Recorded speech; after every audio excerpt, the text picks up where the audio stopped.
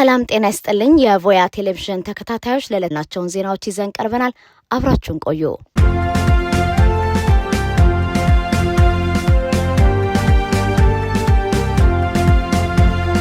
ጀነራል ታደሰ ወረደ ለሕክምና ወደ አዲስ አበባ እንዳይሄዱ ታገዱ። የተላከላቸው መድኃኒት በህወሓት ስራ አስፈጻሚ እየተመረመረ ነው ተብሏል። በህወሓት ውስጥ የስልጣን ክፍፍልና ሽኩቻ ውስጥ የተፈጠረው መከፋፈል ወደ ከፋ የሰብአዊ መብት ደረጃ መሸጋገሩን የሚያሳዩ መረጃዎች እየወጡ ነው። በዶክተር ደብረጽዮን ገብረ ሚካኤል የሚመራው ቡድን በፈጸመው መፈንቅለ መንግስት መሰል እርምጃ የስልጣን መዋቅሩን ከተቆጣጠረ በኋላ በቁም እስር ላይ የሚገኙት የቀድሞው የትግራይ ክልል ጊዜያዊ አስተዳደር ምክትል ፕሬዝዳንት ጀነራል ታደሰ ወረደ ለሕክምና ወደ አዲስ አበባ ለማቅናት ያቀረቡት ጥያቄ በህወሓት ስራ አስፈጻሚ መከልከሉ ተሰምቷል።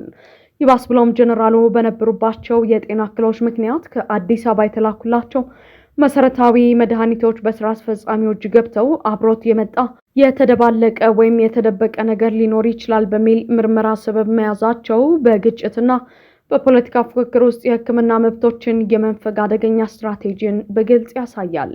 የፖሊሲና የሰብአዊ መብት ተንታኞች እንደሚሉት የአንድን ከፍተኛ ወታደራዊና ፖለቲካዊ መሪ የሕክምና ጉዞ መግታትና ከዚያም አልፎ መድኃኒት መከልከል ከተራይ ፖለቲካ የበላይነት ፍላጎት ባለፈ የተቃዋሚና አካላዊና ስነ ልቦናዊ አቅም የማዳከም ስልት ነው። የጀነራሉ ቤተሰቦች መድኃኒቱ እየተመረመረ ነው የሚል ምላሽ መሰጠቱ በመቀሌ ያለው የደብረ ጽዮን ወገን ያለበትን ከፍተኛ የደህንነት ስጋትና አለመተማመን የሚያሳይ ቢሆንም በዓለም አቀፍ የሰብአዊነት ህግጋት ግን ፍጹም ተቀባይነት የሌለውና የፖለቲካዊ ክስረት ምልክት ተደርጎ የሚወሰድ አካሄድ ነው። ይህ አይነቱ የሕክምና መብትንና መድኃኒትን ለፖለቲካዊ ጫና የመጠቀም ስልት በሌሎች ሀገራትም አምባገነን ስርዓቶችና ታጣቂ ቡድኖች የውስጥ ተቀናቃኞቻቸውን ለማንበርከክ በሰፊ የተጠቀሙበት የታሪክ ጠባሳ ነው። ለዚህም እንደ ትልቅ ማሳያ የሚጠቀሰው በሚያንማር የነበረው ወታደራዊ አምባገነን ስርዓት በሀገሪቱ ታዋቂ ተቃዋሚ ኦንግ ሳን ሱቺ ላይ በቁም እስር ወቅት የፈጸመው ተመሳሳይ ድርጊት ነው። ወታደራዊው ኃይል የሱቺን የጤና ሁኔታ ለማዳከም ሲል የውጭ ሐኪሞች እንዳያገኟቸው ከመከልከሉም በላይ ከውጭ የሚመጡ መድኃኒቶችና እቃዎችን ለደህንነት ምርመራ በሚል ምክንያት ሳምንታት በማዘግየት ፖለቲካዊ እጅ እንዲሰጡ ለማድረግ ሞክረዋል። በተመሳሳይ መልኩ በሩሲያ የነበረው የታወቀው የኦፖዚሽናል መሪ አሌክስ ናቫልኒ በስር ላይ በነበረበት ወቅት ቤተሰቦቹ የላኩለት መሰረታዊ መድኃኒቶችና የሕክምና መሳሪያዎች የውስጥ ደህንነትን አደጋ ላይ የሚጥሉ ኬሚካሎች ወይም የተደበቁ መልእክቶች ሊኖሩባቸው ይችላል በሚል ሰበብ በደህንነት ኃይሎች ተወርሰው ሳይሰጡት መቅረታቸው በመጨረሻም ለአካላዊ ጉዳትና ለህይወቱ ማለፍ ዋነኛ ምክንያት መሆኑ ይታወሳል። በመቀሌው የህወሓት የውስጥ ሽኩቻ ውስጥ የታየው ይሄ ጀነራል ታደሰ ወረደ የሕክምናና የመድኃኒት ክልከላ የክልሉን የፖለቲካ ውጥረት ይበልጥ ወደማይመለስበት አደገኛ መስመር የሚገፋው ነው። እንዲህ አይነቱን መሰረታዊ ሰብአዊ መብት የመደራደሪያና የማስፈራሪያ መሳሪያ የማድረግ አካሄድ በታሪክ እንደታየው የውስጥ ኃይልን የሚያጠናክር ሳይሆን የህዝብን አመኔታ ሙሉ በሙሉ የሚያጠፋና ድርጊቱን የፈጸሙትን ወገኖች የሞራል ልዕልና የሚያሳጣ ትልቅ የታሪክ ስህተት መሆኑን ባለሙያዎች ያስገነዝባሉ።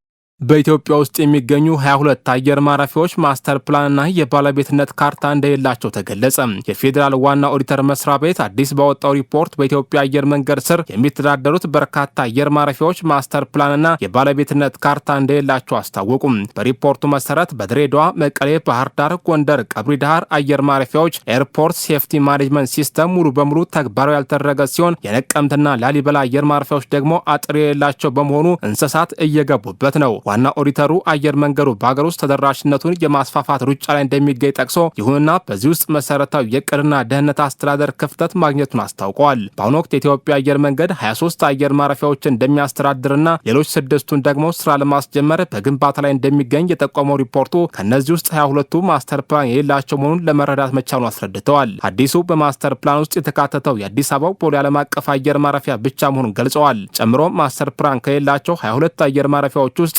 45ቱ የመሬት አጠቃቀም እቅድ እንደሌላቸው አስረድቷል። በሌላ በኩል የአርባ ምንጭ፣ ጋምቤላና ያቤሎ አየር ማረፊያዎች የባለቤትነት ካርታ የሌላቸው መሆኑን ጠቅሶ ይህ በእንዲህ እንዳለ አየር መንገዱ ኃላፊዎች ግን የኦዲት ሪፖርቱ ሙሉ በሙሉ አልተቀበሉትም። ዋና ስራ አስፈጻሚው አቶ መስፍን ጣሰው በሰጡት ምላሽ በደህንነት ስርዓት ጋር የተያዙ ክፍተቶች እንዳሉ አምነው የማስተካከያ እርምጃ እየተወሰደ መሆኑን አስታውቀዋል። አጥርን በተመለከተ ጨረታ ወጥቶ የግዢ ሂደት እየተከናወነ መሆኑን ገልጸዋል። በቅርቡ በደብረ ማርቆስ 25ኛው አየር ማረፊያውን ስራ ያስጀምረው አየር መንገዱ ባለፉት 8 ዓመታት 5 አዳዲስ አየር ማረፊያዎችን መገንባት መቻሉን አስረድተዋል። ከኛ ኢላማዎች አንዱ የሀገራችንን አቪዬሽን ኢንዱስትሪ ማስፋፋት መገንባትና ዘመናዊ ማድረግ ነው ያሉት አቶ መስፍን ይህን ለማሳካትም የአውሮፕላን ማረፊያውን የመንገደኞች ማስተናገጃውን ለመስራት ከፍተኛ ወጪ እያወጡ መሆናቸውን አስረድተዋል። እንደ ምሳሌም የደብረ ማርቆስ አየር ማረፊያ ፕሮጀክት ብቻውን 1.4 ቢሊዮን ብር መፍጀቱን ገልጸዋል። በአማራ ክልል ምስራቅ ጎጃም ዞን ቢቡኝ ወረዳ ሽሚያቦ ቀበሌ ልዩ ስሙ ግራገር በተባለ ስፍራ የ12ኛ ክፍል ብሔራዊ ፈተናቸውን አጠናቀው ወደ መኖሪያቸው በመመለስ ላይ በነበሩ ተማሪዎች ላይ በታጠቁ ኃይሎች በተሰነዘረ ጥቃት 5 ተማሪዎች ላይ ከባድ የአካል ጉዳት መድረሱ ታውቋል። ጉዳት የደረሰባቸው እነዚህ ተማሪዎች በአሁኑ ወቅት በቢቡኝ ሆስፒታል አስቸኳይ የሕክምና እርዳታ የተደረገላቸው እንደሚገኝ የወረዳው አስተዳደር አስታውቋል። የአካባቢው መስተዳደር ድርጊቱን በጥብቅ ያወገዘ ሲሆን የታጠቀው ቡድን ከመንግስት የጸጥታ ኃይሎች ጋር ቀጥተኛ ወታደራዊ ፍልሚያ መግጠም ሲሳነው ራሳቸውን መከላከል የማይችሉ ንጹሃን ተማሪዎችን ኢላማ ማድረጉም የቡድኑ ወታደራዊ ድክመትና ስትራቴጂካዊ ውድቀት የሚያሳይ ነው ሲል መግለጫ ሰጥቷል። ይህ በተማሪዎች ላይ የተፈጸመው ጥቃት በተሰማበት ማዕቀፍ ውስጥ በምስራቅና ምዕራብ ጎጃም ዞኖች አዋሳኝ ወረዳዎች ላይ የተሰማራው የ6ኛ እዝ ክፍለ ጦር መጠነ ሰፊና የተቀናጀ ወታደራዊ የማጽዳት ኦፕሬሽን ማካሄዱ ተገልጿል። ክፍለ ጦሮቹ ከአካባቢው የጸጥታ መዋቅርና ከአጎራባች የጦር ክፍሎች ጋር በመናበብ ላለፉት 2 ቀናት ባካሄዱት በዚህ ጥብቅ ወታደራዊ ዘመቻ ቀደም ሲል በታጣቂዎች ቁጥጥር ስር የነበሩ በርካታ ቀበሌዎችና ስትራቴጂካዊ ወታደራዊ መሬቶችን መቆጣጠር መቻላቸው ተመልክቷል። በዚህ መሰረት በስናን ወረዳ ስር በሚገኘው በጠዴ ሰነን ማርያም፣ ታጮቢ፣ ወለቄ፣ አመስቲያ፣ ኪባና ገዳማይት ዙሪያ የታጠቁ ኃይሎችን የማሳደድና የመደምሰስ እርምጃ ተወስዷል። በተመሳሳይ መልኩ ወታደራዊ ኦፕሬሽኑ በጎዛመን ወረዳ በሚገኘው ደብረ ቀላማ፣ እንስላላ፣ ተማማኝ፣ እጅባት፣ ድጋሰኝ፣ ሸፎ ሚካኤል፣ ጠግዊት፣ ገደል ቤት፣ ሸለል፣ ጋድጋና ድንጋይ በር በተባሉ ቦታዎች ላይ የተካሄደ ሲሆን በቢቡኝ ወረዳ ዋደጥ፣ ሳኒሰን ሚካኤል፣ ኩሪፋ፣ የጨረቃ ሰንቦ ገነት እንዲሁም በምዕራብ ጎጃም አዋሳይ ደንበጫና ደቤት ወረዳዎች ስር በሚገኙት ደንባ፣ ጊንባ፣ ገሌላ፣ አጀና፣ ሰንቦ፣ ቅቤ ገደልና ደቤት በተባሉ ቀበሌዎች ላይ የነበሩ ይዞታዎች ሙሉ በሙሉ መጽዳታቸው ተነግሯል። የመንግስት ጦር ኃይል የወቅቱን አስቸጋሪና ቀዝቃዛ የአየር ጸባይ በመቋቋም በተለይም የታጣቂዎች ዋና ይዞታና መሸሸጊያ ተደርጎ የሚወሰደውን የጮቄ ተራራማና ጥቅጥቅ ያለ የጫካ ስፍራ በመክበብ የቀሩትን ኃይሎች ማስወገድ ስራ ላይ እንደሚገኝ የመከላከያ ምንጮች ጠቁመዋል። የዘርፉ የፖሊሲና የደህንነት ተንታኞች እንደሚሉት በመንግስት ጥምር ጦር የተመዘገቡት ወታደራዊ ስኬቶች ከተለያዩ ተቋማትና ከህዝብ ተዘርፈው የነበሩ ተሽከርካሪዎች፣ ኮምፒውተሮችና የኤሌክትሮኒክስ መሳሪያዎች በቁጥጥር ስር መዋል እንዲሁም የአካባቢው ማህበረሰብ የሰጠው የደህንነት መረጃ ለኦፕሬሽኑ ውጤታማነት ትልቅ አስተዋጽኦ አበርክተዋል። ሆኖም ግን ወታደራዊ እርምጃዎች በተጠናከሩበት በአሁኑ ወቅት እንደ ተማሪዎች ያሉ ተጋላጭ የህብረተሰብ ክፍሎች ለጥቃት መጋለጣቸው በክልሉ ያለውን ያልተመጣጠነ የጸጥታ ቀውስ ያሳያል። በመሆኑም ከመስመር ወታደራዊ ውጊያዎች ባለፈ ተማሪዎችና ሲቪል ዜጎች በነጻነት የሚንቀሳቀሱባቸውን የትራንዚት ኮሪደሮች በአስተማማኝ ሁኔታ ለመጠበቅ የሚያስችል የተቀናጀ የህዝብ ደህንነት ስትራቴጂ በአስቸኳይ መተግበር እንዳለበት ባለሙያዎች በጥብቅ ያሳስባሉ።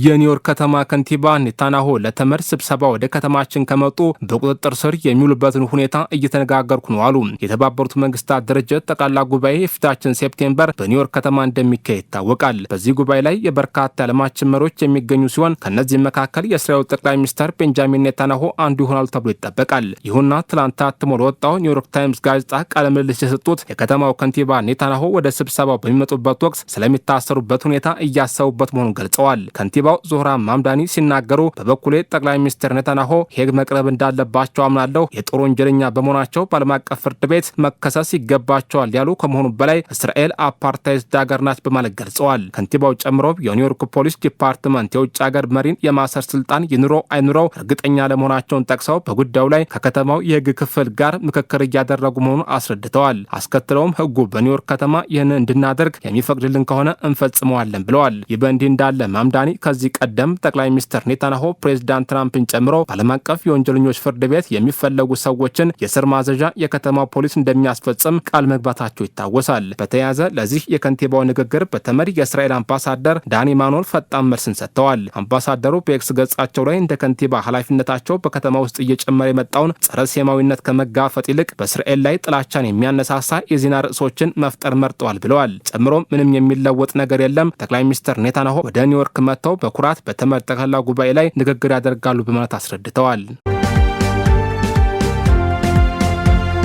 ታላላቅ የኃይል ማመንጫዎችና በጨለማ የሚማቅቀው ገጠር የኢትዮጵያ የኤሌክትሪክ አቅርቦት ፍትሐዊነትና አስተማማኝነት በጥያቄ ውስጥ ወደቀም።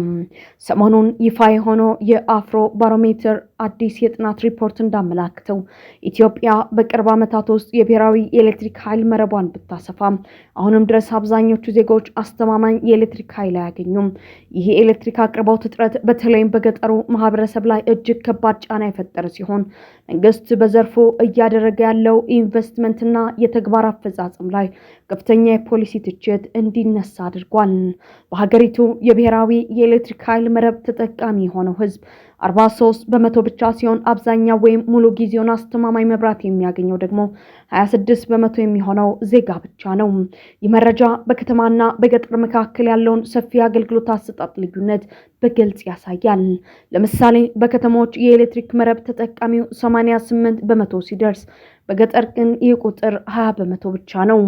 ይባስ ብሎም የኃይሉን አስተማማኝነት ስንመለከት በከተሞች 59% ነዋሪ አስተማማኝ ኃይል ሲያገኝ በገጠር ግን 9% የሚሆነው ማህበረሰብ ብቻ ነው በቋሚነት መብራት የሚያገኘው። ይህ የሚያሳየው የኤሌክትሪክ መረቡ በደረሰባቸው አካባቢዎች ጭምር አቅርቦቱ ፍትሃዊና ወጥ አለመሆኑን ነው። ጥናቱ ኤሌክትሪክ በሀገሪቱ ካሉ አሳሳቢ ችግሮች መካከል ዋነኛው መሆኑን ያረጋገጠ ሲሆን ከጥናቱ ተሳታፊዎች መካከል 20% ያህሉ ችግሩን ከሀገሪቱ 3 ቀዳሚ አጀንዳዎች ተርታ መድበውታል። ይህም ከኢኮኖሚ አስተዳደር፣ ከውሃ አቅርቦትና ከመሰረተ ልማት ቀጥሎ በአራተኛ ደረጃ ላይ እንዲቀመጥ አድርጎታል። ሁሉም በላይ ደግሞ 64% የሚሆኑ ዜጎች መንግስት በኤሌክትሪክ አቅርቦት ረገድ ያሳየ ያለው አፈጻጸም እጅግ ደካማ መሆኑን ገልጸዋል። የህዝብ ቅሬታ በተለይ በገጠር አካባቢዎች ዝቅተኛ ገቢ ባላቸው ድሆችና የትምህርት ደረጃቸው ዝቅተኛ በሆኑ ዜጎች ዘንድ እጅግ ከፍተኛ ሆኖ ተመዝግቧል። የኢትዮጵያ የኤሌክትሪክ አቅርቦት ቀውስ የሚቀጥለው ሀገሪቱ እጅግ ከፍተኛ የታዳሽ ኃይል እምቅ አቅም ያላትና ለታላቁ የኢትዮጵያ ህዳሴ ግድብ ባሉ ግዙፍ የውሃ ኃይል ማመንጫዎች ላይ ከፍተኛ መዋለ ንዋይ ባፈሰሰችበት ማዕቀፍ ውስጥ መሆኑ ጉዳዩን ይበልጥ አነጋጋሪና የፖሊሲ ክፍተት ማሳያ ያደርገዋል። የዘርፉ ተንታኞች እንደሚሉት ችግሩ ያለው ኃይል በማመንጨት ላይ ብቻ ሳይሆን ደካማ የፋይናንስ አቅም፣ የጥገናና የመሰረተ ልማት አያያዝ ችግሮች እንዲሁም የመንግስት በኃይል ማመንጨትና ማሰራጨት ዘርፍ ላይ ያለው ፍጹም ቁጥጥርና ሞኖፖሊ የአገልግሎቱን ጥራትና ተደራሽነት ወደ ኋላ ጎትቶታል። በመሆኑም የኃይል ማመንጨት አቅምን ማሳደግ ብቻውን መፍትሄ ሊሆን አይችልም። ይልቁንም የተመረተው ኃይል የገጠሩን ማህበረሰብ የኢኮኖሚ እድልና የንግድ እድገት በሚያግዝ መልኩ በታማኝነትና በፍትሃዊነት ለሁሉም ቤት መድረስ መቻሉ ላይ መንግስት አስቸኳይ ስትራቴጂካዊ ለውጥ ሊያደርግ እንደሚገባ በጥብቅ ተመልክቷል።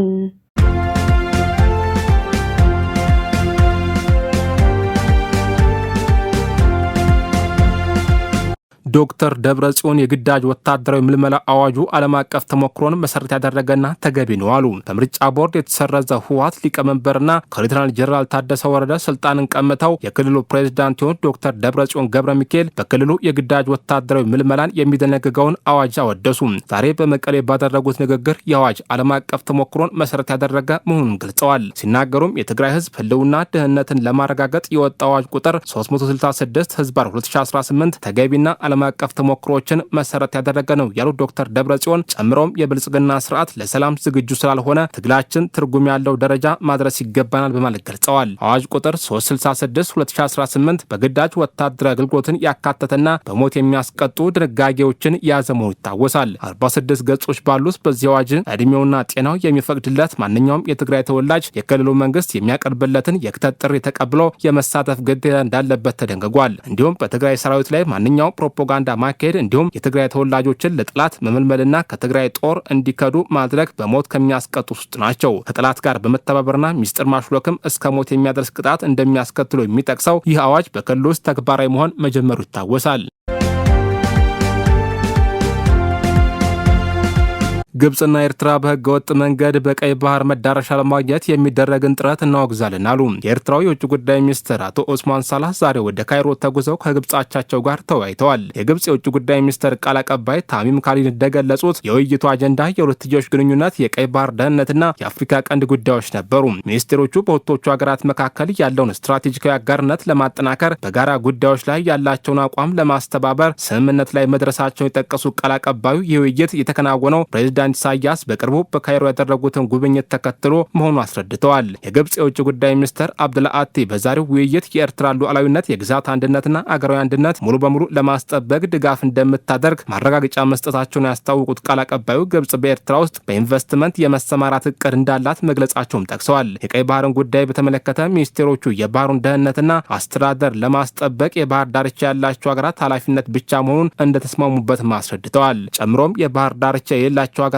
ዓለም አቀፍ ሕግን በመጻረር በቀይ ባህር መዳረሻ ለማግኘት የሚያደርጉትን ጥረት ውድቅ ማድረጋቸውና ድርጊቱ እንደሚያወግዙም አቋም መያዛቸውን ገልጸዋል። በኪዮት አየር ማረፊያ የተያዘው ከፍተኛ መጠን ያለው እጽ የአዲስ አበባን የትራንዚት ደህንነትና ዓለም አቀፍ የኮንትሮባንድ ትስስርን አጋለጠም። የኪዮት የጉምሩክ ባለስልጣን በኪዮት ዓለም አቀፍ አውሮፕላን ማረፊያ ባደረጉት ጥብቅ ፍተሻ ከአዲስ አበባ በተነሳ በረራ ላይ በነበረ የቤኒን ዜጋ ሻንጣ ውስጥ በጥንቃቄ የተደበቀ ከ8.5 ኪሎ ግራም በላይ የአሽሽ እጽ በቁጥጥር ስር መዋላቸውን ማስታወቃቸው ዓለም አቀፍ የእጽ አዘዋዋሪዎች የአፍሪካ ታላላቅ የትራንዚት ማዕከላትን ለወንጀል ተግባራቸው እንዴት በስፋት እየተጠቀሙባቸው እንደሚገኙ ትልቅ ማሳያ ሆኗል። በጥናትና በልዩ ክትትል የተከናወነው ይህ የጸረ ኮንትሮባንድ ኦፕሬሽን ወንጀለኛው በአሉሚኒየም ፎይል በመጠቀም የኤክስሬይ ፍተሻን ለማሳካት ያደረገውን ጥረት ያከሸፈ ቢሆንም በጉዳዩ ዙሪያ በርካታ መሰረታዊ የደህንነት ጥያቄዎችን ያስነሳል።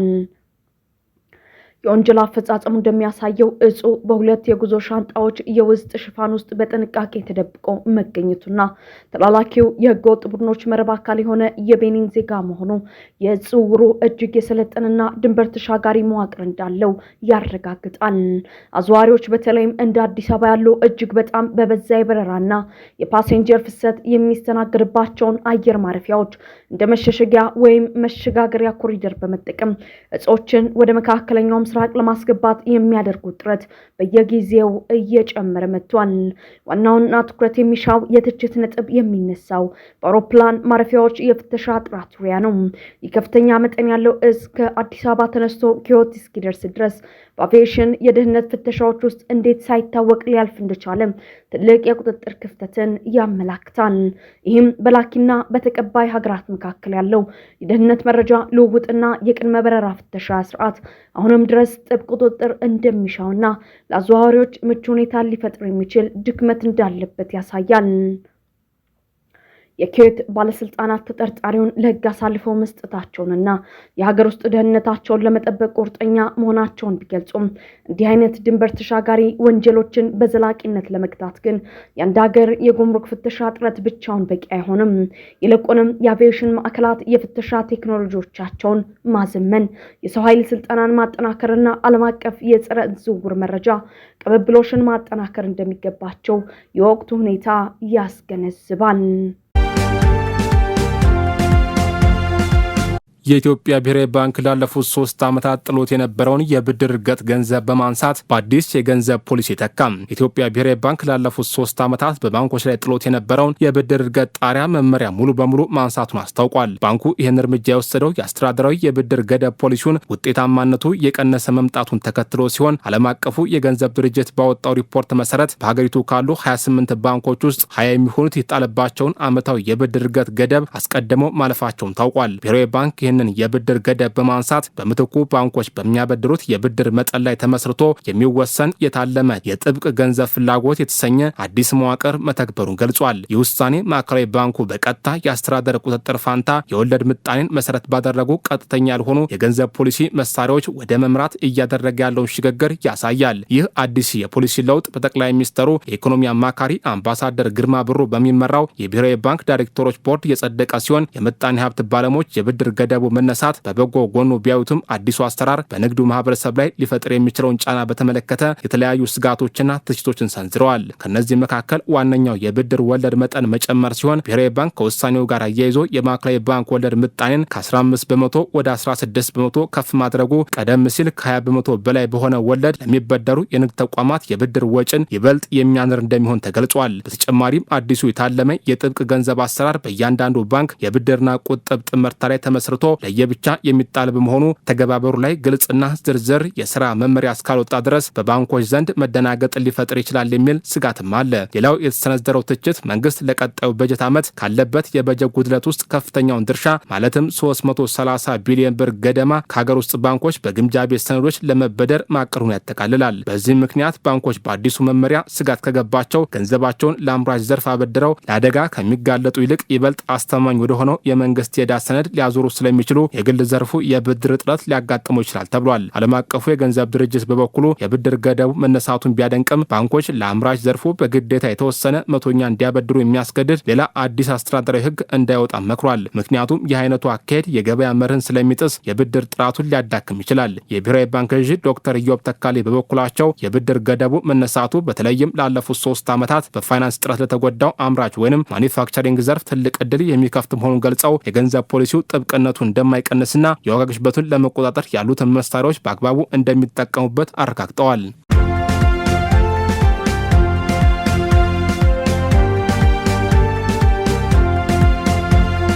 የኢትዮጵያን የዱር እንስሳት ጥበቃ ስትራቴጂ ለማዘመን የአካባቢው ማህበረሰብ ተሳትፎና የኮንትሮባንድ ቁጥጥር ወሳኝ መሆኑ ተገለጸ።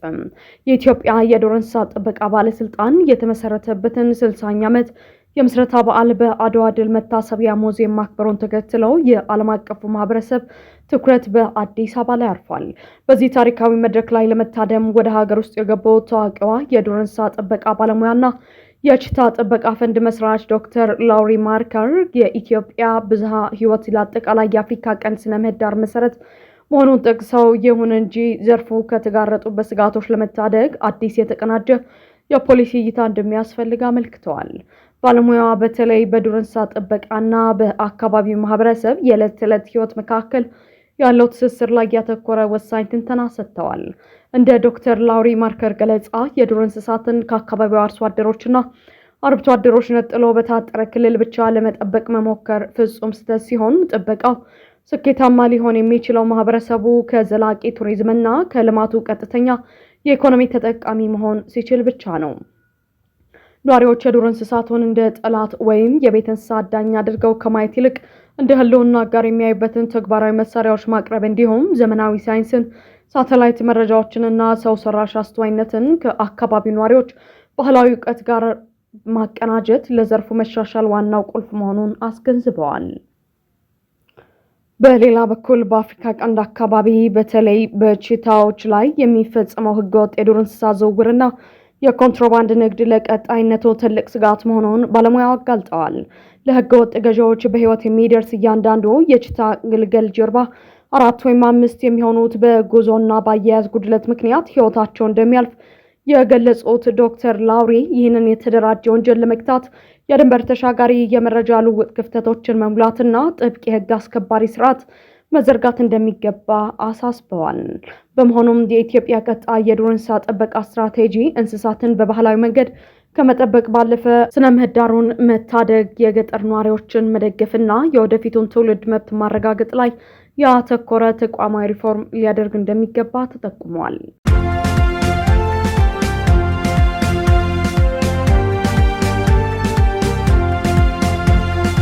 የኢራን አብዮታዊ ዘበኛ አሜሪካ ጥቃቶችን የምትፈጽመው የደረሰባትን ወታደራዊ ሽንፈት ለማካካስ ነው ሲል ከሰሰም። የኢራን እስላማዊ አብዮታዊ ዘበኛ ኃይል በዮርዳኖስ፣ ኩዌት፣ ኦማን እና በሌሎች ሀገራት በሚገኙ የአሜሪካ ወታደራዊ የጦር ሰፈሮች ላይ ከባድ ምት ማሳረፉንና ይህንን ቁርጠኝነት አጠናክሮ እንደሚቀጥል አስታውቋል። የእዙ ከፍተኛ አዛዥ የሆኑት ብርጋዴር ጀነራል ያዶላህ ጃቫኒ በቴሌግራም ማህበራዊ ገጻቸው ባስተላለፉት መልእክት አሜሪካውያን በዚህ ጦርነት የደረሰባቸውን ወታደራዊ ሽንፈት በወታደራዊ እርምጃዎች ለማካካስና የሆርሙዝ የባህር ወሽመጥን ከጦርነት በፊት ወደ ነበረበት ሁኔታ ለመመለስ እየሞከሩ ነው፣ ነገር ግን በእርግጠኛነት ስኬታማ አይሆኑም ሲሉ ገልጸዋል። ጀነራሉ አክለውም የኢራንን የበላይ መሪ አሊ ሆሜኒን ለገደሉ አካላት ጠንካራ የበቀልና የቅጣት እርምጃ እንደሚጠብቃቸው የዛቱ ሲሆን ጥቃቱን የፈጸሙት ግለሰቦች ከእንግዲህ ወዲህ ከሰላማዊ እንቅልፍና ከምቾት ጋር ሙሉ በሙሉ ሊሰናበቱ እንደሚገባ አስጠንቅቀዋል።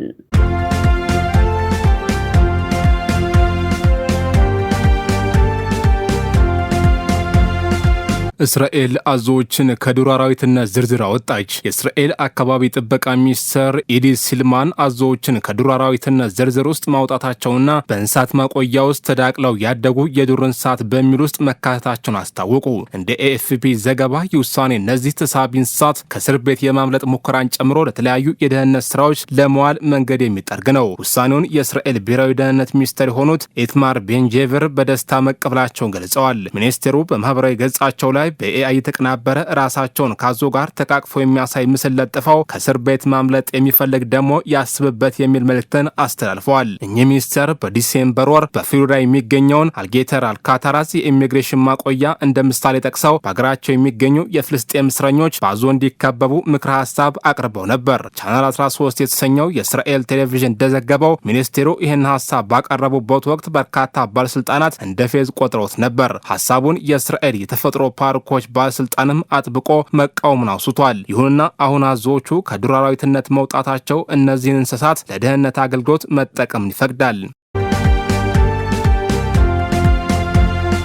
በኢትዮጵያ አዲስ ሊጣል የታሰበው የተሽከርካሪ ባለቤትነት ታክስ ላይ ትችቶችና ስጋቶች ሲሰነዘሩ ነው። በኢትዮጵያ ከ2020-2021 እንደ አውሮፓውያን አቆጣጠር 2027-2028 በጀት ዓመት ጀምሮ ተግባራዊ የሚሆን አዲስ የተሽከርካሪ ባለቤትነት ታክስ ለመጣልና ከታክሱ የሚሰበሰበውን ገቢ በፌዴራልና በክልሎች መካከል ለመጋራት የሚያስችል የህግ ማዕቀፍ የተዘጋጀ መሆኑ ታውቋል። የሚኒስትሮች ምክር ቤት የተዘጋጀው የገቢ መጋሪያ ውሳኔ ሀሳብ እስከ ታህሳስ 2019 ዓ.ም ድረስ ለፌዴሬሽን ምክር ቤት ያቀርባል ተብሎም ይጠበቃል። የአዲስ ታክስ መንግስት የሀገር ውስጥ ገቢን ለማሳደግና የታክስ ከሀገር ውስጥ ጠቅላላ ምርት ጂዲፒ ያለውን ጥምርታ ለማሻሻል ከሚደረገው ጥረት አካል እንደሆነ ቢገለጽም በኢኮኖሚ ባለሙያዎችና በተጠቃሚው ዘንድ ግን ከፍተኛ ስጋትና ትችትን እየቀሰቀሰ ይገኛል። አንደኛ የኑሮ ውድነትና የዋጋ ግሽበት ስጋት። እንደ ኢኮኖሚስት አስቻለው ተፈራ ገለጻ በኢትዮጵያ የሚገኙ አብዛኞቹ የተሽከርካሪ ባለቤቶች ሀብታም ባለሀብቶች ሳይሆኑ መኪናቸው ለዕለት ተዕለት የትራንስፖርት አገልግሎትና ለገቢ ምንጭ የሚጠቀሙ ተራ ዜጎች ናቸው። አዲስ የታክስ ጫና መጨመር ዝቅተኛ ገቢ ያላቸው አሽከርካሪዎችን የስራ ማስኬጃ ወጪ ስለሚጨምር አሁን ያለውን የ13.4% የዋጋ ግሽበት ይበልጥ ሊያባብሰው ይችላል የሚል ከፍተኛ ስጋት አለ። ሁለተኛ የፍትሐዊነት ጥያቄ። የፖሊሲ ተንታኞች እንደሚሉት በንብረት በኤክሳይዝና በቫት እንዲሁም አሁን ደግሞ በተሽከርካሪ ባለቤትነት ላይ የሚጣሉ ታክሶች ጫናቸው ይበልጥ የሚያርፈው በመካከለኛውና በዝቅተኛው የህብረተሰብ ክፍል ላይ ነው። ባለሀብቶች ታክስን ለማስቀረት የተለያዩ ውስብስብ የፋይናንስ ስልቶችን ሊጠቀሙ ስለሚችሉ ታክሱ ፍትሐዊነት ይጎድለዋል የሚል ወቀሳም እየቀረበበት ነው። ሶስተኛ የተሽከርካሪዎች ቁጥር ማነስ። በኢትዮጵያ በህጋዊ መንገድ የተመዘገቡ ተሽከርካሪዎች ቁጥር 1.2 ሚሊዮን ገደማ ብቻ በመሆኑ ይህ አዲሱ ታክስ በጥንቃቄ ካልተቀረጸ በጥቂት ባለቤቶች ላይ ብቻ ከባድ የገንዘብ ጫና የሚጥል ይሆናል ተብሏል። መንግስት የህዝብ ወጪውን ለመሸፈን ለ2019 በጀት ዓመት ያጸደቀው 2.3 ትሪሊዮን ብር ነው። አዳዲስ የገቢ አማራጮችን መፈለጉ አስፈላጊ ቢሆንም የፖሊሲ ባለሙያዎች ግን መንግስት በንግድ ስራ ላይ የሚውሉና ለግል አገልግሎት የሚውሉ ተሽከርካሪዎችን በግልጽ ለይቶ ታክስ መጣል እንዳለበትና የህዝቡን የመክፈል አቅም ያገናዘበ አሰራር መዘርጋት እንደሚገባው በጥብቅ እያሳሰቡ ይገኛሉ። ሩሲያ ዛሬ በኪየቭ ላይ ከፍተኛ የሚባል የባላስቲክ ሚሳኤል ጥቃትን ፈጽማብናለች ሲሉ ዘለንስኪ ተናገሩ። የዩክሬኑ መሪ ዘለንስኪ ባስተላለፉት መልእክት ሩሲያ በዛሬው ዕለት ትልቅ ከሚባሉት ጥቃቶች አንዱን በዋና ከተማቸው ላይ መፈጸሟን ገልጸዋል። ፕሬዝዳንቱ እንዳሉት በኪየቭ ላይ 40 የተለያዩ አይነት ሚሳኤልና ከ120 በላይ ድሮኖችን በመጠቀም ድብደባ ፈጽመዋል። ጨምረውም እስካሁን ባለ መሰረት በኪየቭ ውስጥ አንድ ሰው መሞቱና 16 መቁሰላቸው ታውቋል። ሕይወታቸው ላለፈ ቤተሰቦች መጽናናትን እመኛለሁ ካሉ በኋላ ወደ 600 ያህል የአደጋ ጊዜ ሰራተኞች ተሰማርተው ሕይወት አደን ስራ እያከናወኑ መሆኑ አስረድተዋል። ተመሳሳይ ስራ በኦዴሳ ግዛት ውስጥ እየተሰራ መሆኑን ገልጸዋል። ዘለንስኪ በመልእክታቸው ሩሲያ በዚህ ሳምንት 1450 ድሮኖችን ከ1640 በላይ የአየር ቦምቦችና 99 የተለያዩ አይነት ሚሳኤሎችን በመጠቀም በተለያዩ የአገሪቱ ክፍሎች ጥቃት መፈጸሟን በዚህም የሰዎች ሕይወት ማለፉን አስታውቀዋል። አስከትለውም አሁን ከምንም በላይ ቅድሚያ የምንሰጠው የባላስቲክ ሚሳኤሎችን በማያቋርጥ ሁኔታ የመከላከል ጉዳይ ነው። በየቀኑ የባላስቲክ ሚሳኤል መከላከያ ስርዓቶች ያስፈልጉናል። ይህንን በቁም ነገር ተመልክተው የጸረ ባላስቲክ አቅማችን እንዲጠናከር ድጋፍ ለሚያደርጉልን አመስጋኝ ነህ በማለት ገልጸዋል። ፕሬዚዳንት ዘለንስኪ ከዚህ መልእክታቸው በኋላ በጻፉት ሌላ አስተያየት ደግሞ ለሩሲያ ጥቃቶች በሙሉም ትክክለኛና ፍትሐዊ መልስ መስጠታችንን እንቀጥላለን። በዚህም መሰረት በዛሬው ዕለት በሩሲያ ግዛት ውስጥ በሚገኙ 3 የነዳጅ ማከማቻዎች ላይ በድሮን ጥቃት አድርሰናል ብለዋል።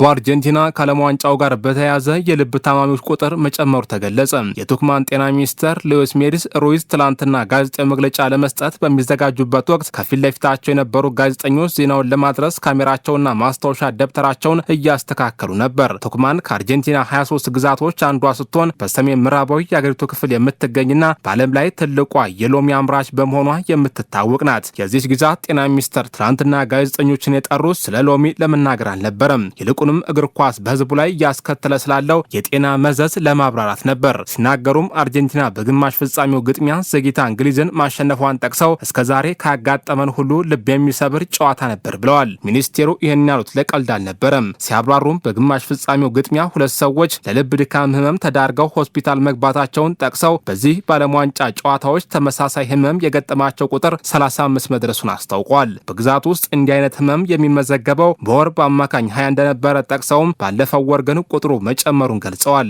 ሚኒስቴሩ ለዚህ የአንድ ታማሚ ጉዳይ ጠቅሰዋል። ይህ ታማሚ የልብ ድካም ህመም ደርሶበት ወደ ሆስፒታል ከተወሰደ በኋላ በቀዶ ጥገና ሕክምና ተደርጎለት መዳን መቻሉን ገልጸዋል። ጨምሮም የዚህ ሰው ህመም ከዚያ ግጥሚያ ጋር የተያዘ ነበር። ምክንያቱም የድል ነገር ሆኖ ድል ብናገኝም በጨዋታው ወቅት ከፍተኛ ጭንቀት ውስጥ ነበር። ይህም ደግሞ በልብ ህመም ላይ ተጽዕኖ ያሳድራል በማለት ደጋፊዎች ስሜታቸውን በመቆጣጠር ጤናቸውን ይጠብቁ አሳስበዋል።